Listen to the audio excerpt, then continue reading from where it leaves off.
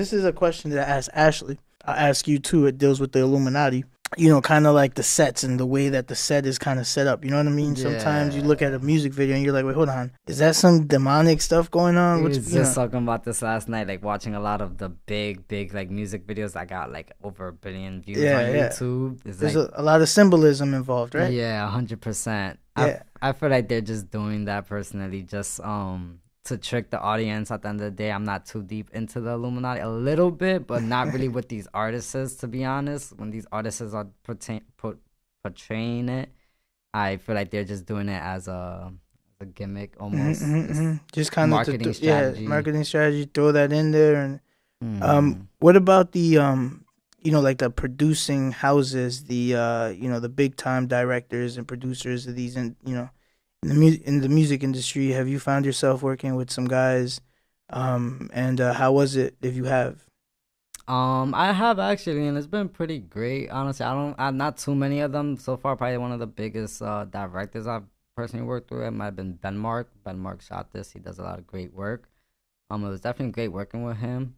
Do you learn a lot while you're working alongside these big time, you know, 100%. I see how they are able to like get videos done in like complete different environments, even like the rigs they make to like get certain shots. Like I'm always learning a lot on every set, so I definitely love like creating at the end of the day, and that's why I've been getting into production myself, because it's like it takes a lot to get into a big production. And honestly, what I've been doing this whole time, music videos like in the hood, like little quick running guns, like it's nothing compared to like even these like bigger label shoots is nothing compared to like movies. Like I've just started getting every now and then on set for movie sets. Insane what gets put behind that. Even like, again, the cast, the whole production sheet, the call sheet of how everything's being shot, run, and everything. Like everybody got to be on point. Can you explain a little more about, you know, your experience in movies and things like that? Because I mean, I can't even imagine.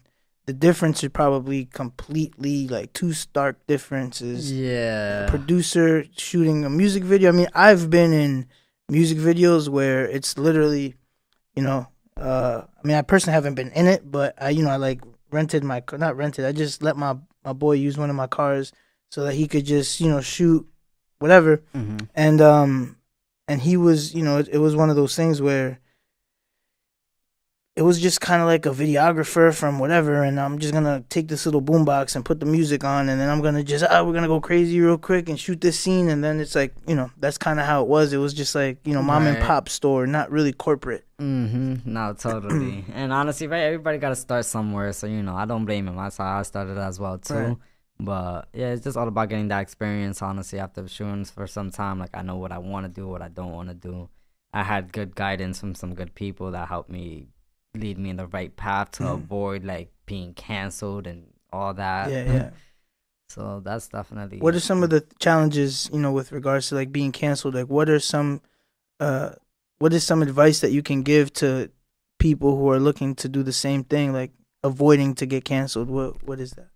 Definitely like rely on yourself and try to like really do most things on your own. I feel like you're your most reliable person, and you're the one that could get things done, and how it's gonna get done, when it's gonna get done, and everything. So once it comes to relying on other people is where it gets a little iffy. Luckily, almost my whole life I did most of the things on my own, so I didn't have to rely on anybody for anything, and I was able to finish on time, on schedule. Not only that, when I go on set, like people get to meet me just for me, not like because of somebody else, and that also just carries like whatever that person history is, which I wouldn't want to have on me. Depending, again, it's not like, right. But that makes sense. It's like, you know, who's actually referring you is really important. 100%. Yeah, I definitely agree with that. 100%. Who refers you? That would help you, like, you know, just boost you through the whole system a lot quicker. Trying to think. Thought again. You be losing. You smoking? You know, it's funny. I cut down this year. I do smoke, don't get me wrong. I do smoke. I definitely cut down. I'm trying to quit. I've been smoking like once a week right now. Soon quit. Okay. Well, shout out to you. We rooting for you. Yeah, man. So here's another question that I have for people in your industry. What kind of equipment would you recommend for someone who's looking to get started in the industry? Like, what should they get? You know, low budget stuff doesn't have to be like the top quality, but if they want to get involved, what would they get? What should they get? Honestly, in my opinion, it's not that difficult. You could get away even shooting with your iPhone nowadays. Definitely recommend your iPhone, even to just get started if that's the case. Lighting is pretty much key in a lot of situations. If you got good lighting, it doesn't even have to be expensive. That would really make like the quality of your video pop a lot more, and audio as well. But again, it doesn't have to be expensive. There's a lot of programs and way to edit it that's free nowadays. You could just go on YouTube. Honestly, everything I've ever learned has been through YouTube. You could get, YouTube scholar, you're a yeah, YouTube scholar. I kid you not. Everything has been through YouTube.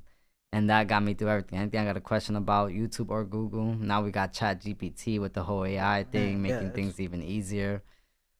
Yeah, you don't need nothing crazy. If you are trying to get a camera, any camera that does at least 4K, in my opinion, doesn't have to be a crazy expensive camera, just 4K, and you're good to go. Honestly, you could definitely make it happen.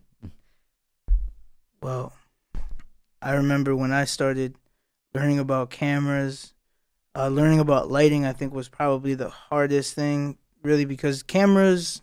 The way that I kind of went about it was like, okay, what's the most expensive camera, and then I work my way down from there and see what I could afford. You know what I mean?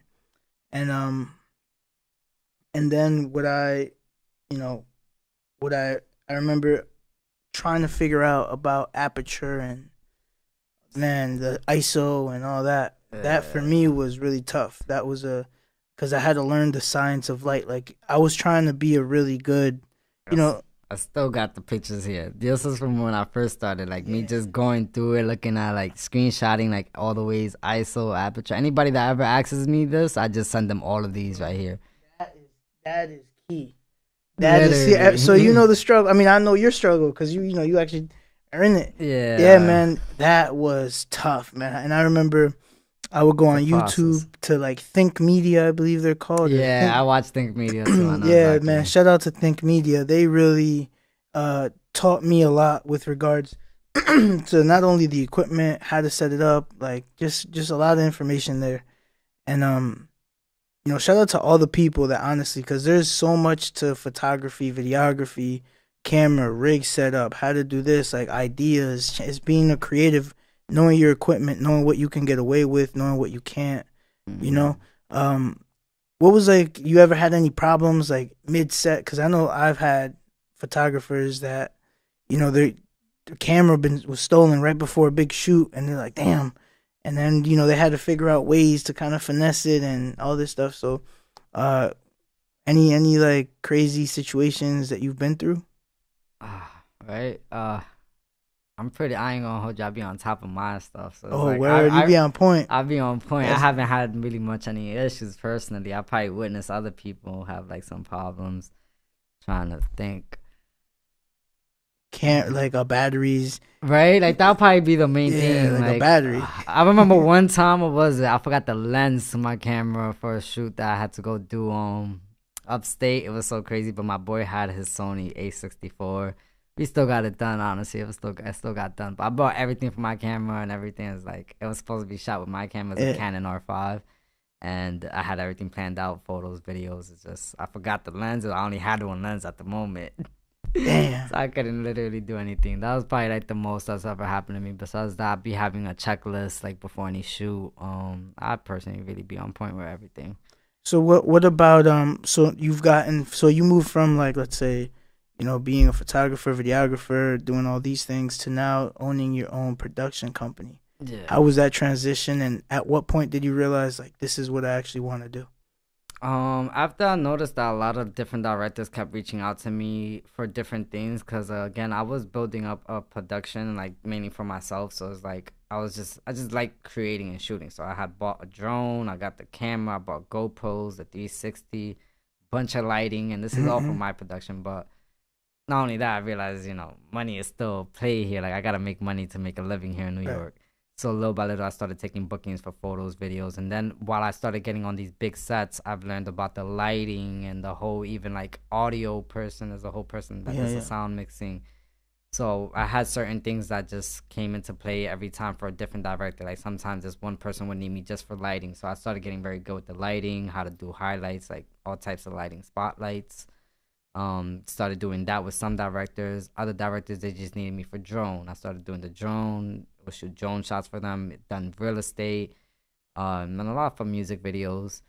Even now, this thing is becoming popular is the VHS, the camcorders. I don't know if you've been The noticing that. old camcorders, like using the old Yeah. camcorders. Yeah, so Really? that's very popular now. A lot of music videos, that's like the standard with the high quality and the VHS now. So I get booked What? a lot for that, but that's a big thing right now. Yeah, almost every video is being shot like that, No, especially mainly wait, because of what? the night vision mode on it. It's like a lot of people like that. You ever noticed Yeah, that? I mean, bro, now that I'm thinking about it, yeah, that's kind of crazy. Now that you're bringing that up, it's like, Yeah, the can't, whole yeah, film thing been like becoming a whole trend lately. Because even like the film photos, not just the film yeah. videos, has been a whole trend. And I got myself some film cameras too, but that's a whole nother headache when it comes to again becoming a camera person. It's like you gotta develop the film for the photos, and then for videos, you gotta know how to convert those tapes onto the MP4. Oh Yeah, man, it's a lot. it's a whole learning. That's why you get paid for it, though. You know, Yeah, you're a professional at what you do. So, 100%. dang.